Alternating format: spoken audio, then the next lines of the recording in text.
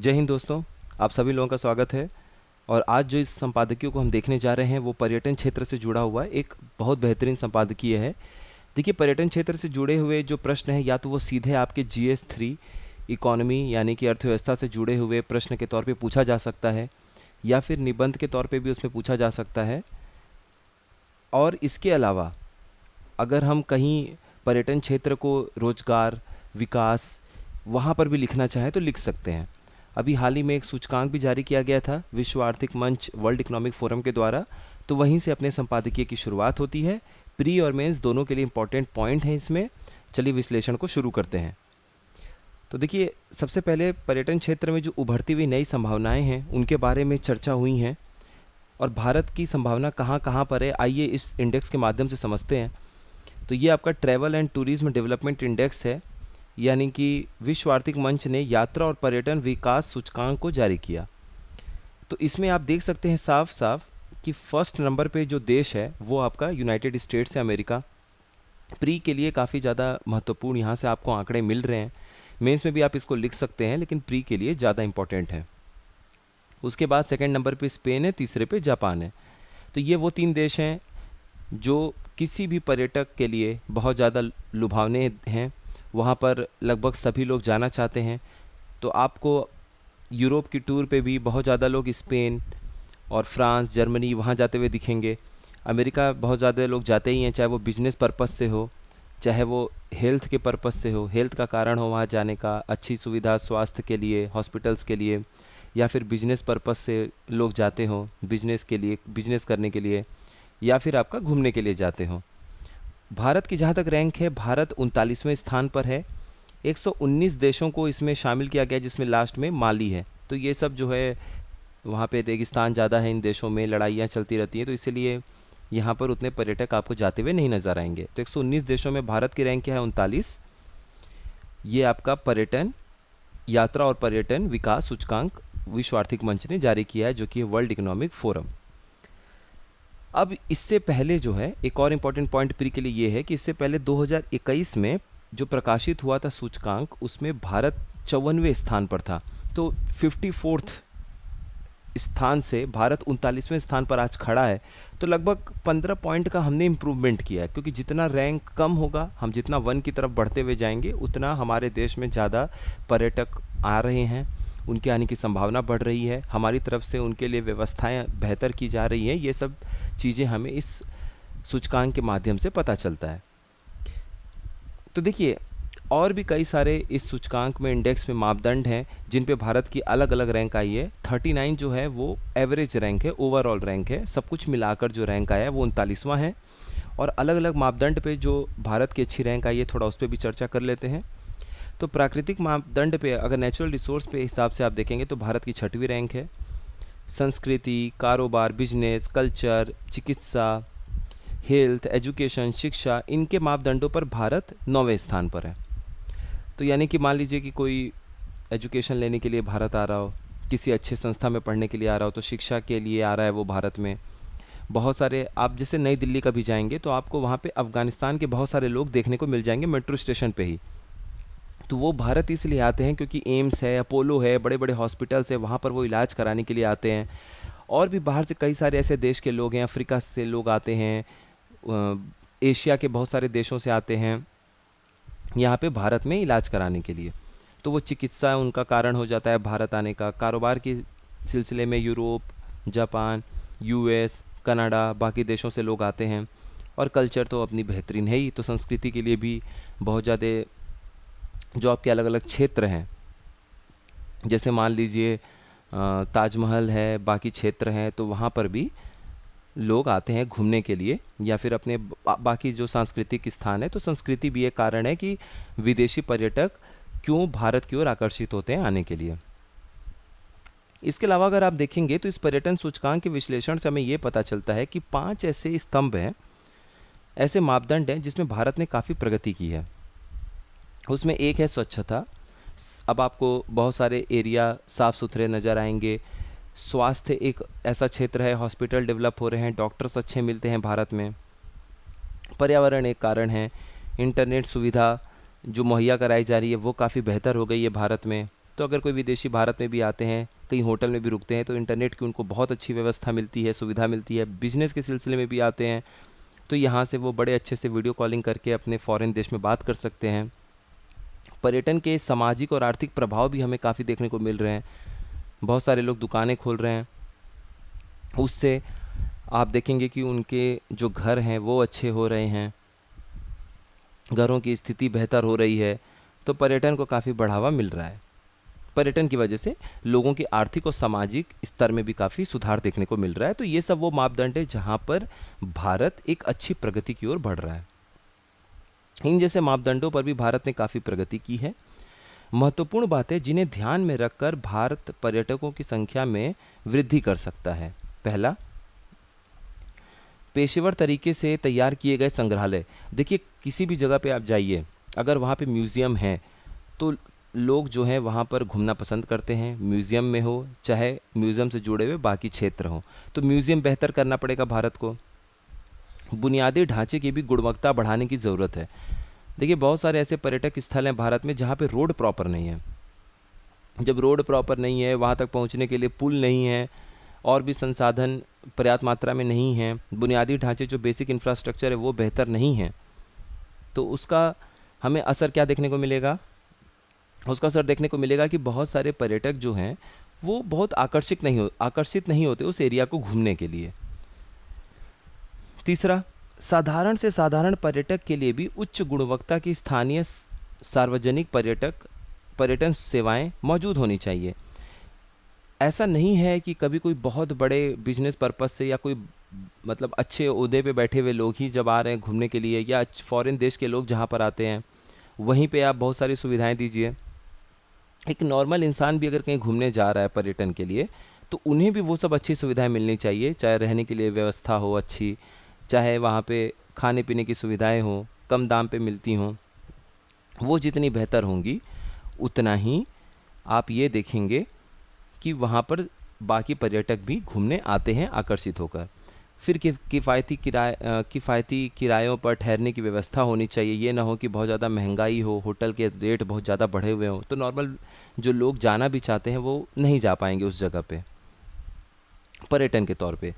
पांचवा, स्वच्छ तथा सुरक्षित आवास की जब ज़रूरत हो वहाँ पर, तो जो लोग भी रह रहे हैं वो भी अगल बगल स्वच्छता वहाँ पे बरकरार रहे, आवास उनके सुरक्षित हों, ये सब की भी ज़रूरत है भारत को ध्यान देने की। तो इन अगर पॉइंट को भारत ध्यान देता है तो पर्यटकों की संख्या में निश्चित तौर पर वृद्धि देखने को मिलेगी। अब हम कुछ आंकड़ों की बात करते हैं जो कि बहुत ज़रूरी है। अभी भी दुनिया के कुल विदेशी पर्यटकों का मात्र 2% से भी कम हिस्सा भारत के खाते में आ रहा है। तो दुनिया में जितने भी विदेशी पर्यटक हैं जो ये अपने देश से दूसरे देश घूमने जाते हैं, उनमें 2% से भी कम लोग भारत में घूमने आ रहे हैं। इसका मतलब आपके पास पोटेंशियल बहुत है।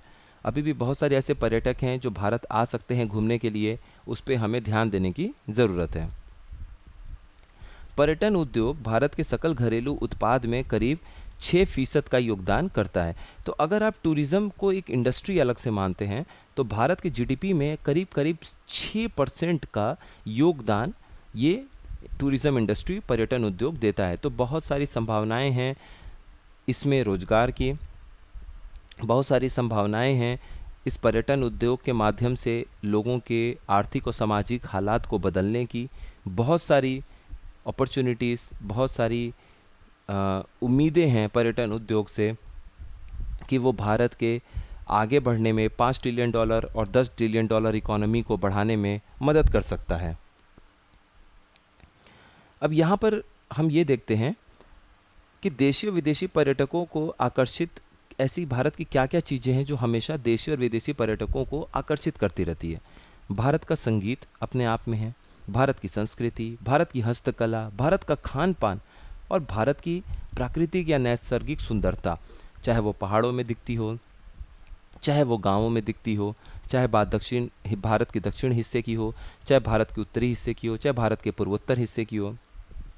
अलग अलग जगह पे आपको संगीत, अलग अलग जगह पे संस्कृति, हस्तकला, खान पान और नैसर्गिक सुंदरता देखने को मिलता है। तो ये वो कारण है जो हमेशा देशी और विदेशी दोनों ही तरह के पर्यटकों को भारत में पर्यटन के लिए आकर्षित करती रहती है। अन्य आकर्षण के ऊपर अगर हम बात करें तो यहाँ भी आप पॉइंट लिख सकते हैं भारत में हिमालयी क्षेत्र, विशाल समुद्री तट, अभयारण्य, ये जो आपके वाइल्ड लाइफ सेंचुरीज हैं, नेशनल पार्क्स हैं, टाइगर रिजर्व्स हैं, प्राकृतिक उद्यान, नेशनल पार्क, उसके बाद ये राष्ट्रीय उद्यान हो गए, प्राकृतिक उद्यान हो गए, जो आपके प्राकृतिक तौर पे जितने बड़े बड़े आपको उद्यान मिल रहे हैं, रेगिस्तान हो गए भारत में, थार में भी देखिए बहुत अच्छा टूरिज़्म डेवलप होता रहता है। उसके बाद लद्दाख का ठंडा रेगिस्तान, कच्छ में सफ़ेद नमक का रेगिस्तान, यूनेस्को द्वारा चिन्हित धरोहर स्थल। तो ये सब वो ऐसे क्षेत्र हैं जहाँ पर भारत एक बेहतरीन आकर्षण बन के उभरता है पर्यटकों के लिए। और आपको कुछ भी अगर पर्यटन में बढ़ावा देना है तो इन क्षेत्रों का विकास करते रहिए। हिमालयी क्षेत्र के जो जंगल हैं, हिमालयी क्षेत्र के जो जानवर हैं, उनका संरक्षण करिए। उनका संरक्षण न केवल प्रकृति के लिए फ़ायदेमंद होगा बल्कि आपके पर्यटन को बढ़ावा देने में भी मददगार साबित होगा। समुद्री तट है, समुद्री तट पे जैसे गोवा है, गोवा में लोग इतनी भीड़ होती है, वहाँ पे इतने ज़्यादा पर्यटक आते हैं। आप उसको डेवलप करेंगे, आपका पर्यटन उद्योग आगे बढ़ेगा। अभयारण्य हैं, नेशनल पार्क हैं, टाइगर रिजर्व हैं, बाघ अभयारण्य हैं, वाइल्ड लाइफ सेंचुरीज़ हैं। तो ये सब जगह आप डेवलप करिए, उसका संरक्षण करिए, तो प्रकृति के लिए भी फ़ायदेमंद है और आपका टूरिज़्म के लिए भी है। उसी तरीके से यूनेस्को द्वारा चिन्हित धरोहर स्थल है, चाहे वो ताजमहल हो, चाहे वो बाकी क्षेत्र हों, उनको भी आप बेहतर बनाइए। वहाँ तक पहुँचने के लिए सुविधा मुहैया कराइए, वहाँ रुकने के ठहराव की उचित व्यवस्था कराइए जो कि कम दाम में हो और सुरक्षा भी हो। सुरक्षा होगा तो बहुत सारे घर परिवार के लोग भी वहाँ पे घूमने जाएंगे, अकेले भी घूमने के लिए लोग जा सकते हैं। अब हम कुछ महत्वपूर्ण आंकड़ों को देखेंगे जो अभी हाल ही में रिजर्व बैंक ने अपने वार्षिक रिपोर्ट में जारी किया। तो 23 मई को प्रकाशित भारतीय रिजर्व बैंक की एक रिपोर्ट के मुताबिक भारतीयों ने वर्ष 2023 और 24 में विदेश घूमने पर 17 अरब डॉलर यानी लगभग भारतीयों ने 2023-24 के एक फाइनेंशियल ईयर जो आपका 1 अप्रैल 2023 से 31 मार्च 2024 का वित्तीय वर्ष होता है, उसमें विदेश घूमने पर भारतीयों ने करीब 17 अरब डॉलर, 17 बिलियन डॉलर का मतलब लगभग 1,41,41,000 करोड़ रुपए खर्च किए। वहीं उसके एक वर्ष पहले 2022-23 में विदेश घूमने पर भारतीयों ने 13.5 अरब डॉलर रुपए खर्च किए थे, यानी कि लगभग 13.6 अरब डॉलर। तो इतने इतने रुपए तो भारत से बाहर हम खर्च कर ही रहे हैं। तो यहाँ पर इसी बात पे जोर दिया गया है कि हमें देखने को क्या मिल रहा है कि जब हम बात करते हैं अपने भारत की, तो भारत से बाहर जाने वाले लोगों की संख्या तो बहुत ज़्यादा है, खर्च जो है वो वहाँ बेतहाशा हो रहा है, डॉलर में मान लीजिए। लेकिन भारत के अंदर पर्यटक उतने नहीं संख्या में आ रहे हैं जितना भारत से बाहर जा रहे हैं। उसका कारण जो ऊपर बताई गई चीज़ें हैं कि बुनियादी सुविधाएं मुहैया कराइए, पर्यटन क्षेत्र को और बेहतर सुंदर बनाइए, सस्ता करिए, सुरक्षित करिए, प्रचार करिए, चीज़ों को बताइए, खास बात बताइए, जागरूकता फैलाइए। ये सब वो पॉइंट है जिसकी वजह से आप अपने पर्यटन उद्योग को और बेहतर बना सकते हैं।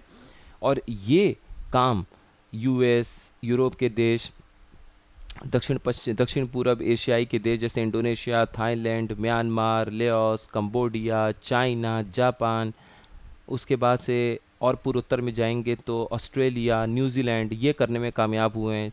उधर आपका Canada, USA, France, Germany, Italy, Spain, पुर्तगाल, ये टूरिज़्म को, अपने पर्यटन को बढ़ावा देने के लिए, पर्यटकों को आकर्षित करने के लिए तरह तरह के एक्सपेरिमेंट, तरह तरह की सुविधाएं मुहैया कराते रहते हैं। तो हमें भी उन्हीं से चीज़ से सीखना है और भारत को भी एक बेहतर पर्यटन क्षेत्र में बदलना है। तो यहाँ पर यही बात कही गई कि विदेशी पर्यटकों से होने वाले आर्थिक लाभ का अनुमान इस बात से लगाया जा सकता है कि एक विदेशी पर्यटक से औसतन 2 लाख रुपए की कमाई होती है। तो अब आप सोच लीजिए कि हर एक पर्यटक जो विदेशी पर्यटक अगर आप भारत में बुलाते हैं तो ये 2 लाख रुपए से आप उसको मल्टीप्लाई करते चले जाएंगे, तो उतना रुपया, उतनी पैसे आप लोगों के आर्थिक, सामाजिक और देश के भी तरक्की में लगा सकते हैं। पर्यटकों का खर्च स्थानीय अर्थव्यवस्थाओं में पुनः निवेश का काम करता है। तो अगर पर्यटक खर्च करते हैं तो वो री इन्वेस्टमेंट का काम करता है। जरूरी क्या है? जरूरी ये है कि भारत के पर्यटन क्षेत्र को अधिक जीवंत बनाया जाए। तो ये सब जो शब्द हैं, जीवंत बनाया जाए, ये सब थोड़ा सा आपके एडिटोरियल को, आपके लेखन को और बेहतर बनाते हैं। इस तरह के शब्दों को पकड़िए, उसको प्रैक्टिस करिए। अगर हमें बनाना है भारत के पर्यटन क्षेत्र को और अधिक जीवंत, और बेहतर। तो इसके लिए केंद्र सरकार, राज्य सरकार और स्थानीय निकायों को मिलकर पर्यटन विकास के लिए समन्वित रूप से एक साथ मिलकर काम करना होगा। अगर हम ऐसा कर पाते हैं तो भारत जो अपना लक्ष्य निर्धारित किया हुआ है सरकारी आंकड़े के हिसाब से, वर्ष 2030 तक भारत विदेशी पर्यटकों से 56 अरब डॉलर यानी कि 56 बिलियन डॉलर की विदेशी मुद्रा अर्जित करने के लक्ष्य को लेकर आगे बढ़ते हुए वर्ष 2047 तक 1 लाख करोड़ डॉलर की पर्यटन अर्थव्यवस्था के रूप में दुनिया में रेखांकित होता दिखाई देगा। तो इतनी बड़ी संभावना है, हमें वहाँ तक पहुँचना है और उसके लिए ज़रूरी पॉइंट हमने ऊपर डिस्कस कर लिए हैं। तो अपना संपादकीय यहाँ पर पूरा होता है। आप लोग ये सुनने के बाद वीडियो को ज़रूर, इस मटेरियल को दोबारा पढ़ लिया करिए। प्री और मेंस दोनों में आप लोगों के लिए फ़ायदा ये देगा, फ़ायदेमंद साबित होगा। तो मिलते हैं फिर नेक्स्ट इन्फॉर्मेटिव वीडियो में। आप सभी लोगों का बहुत बहुत धन्यवाद।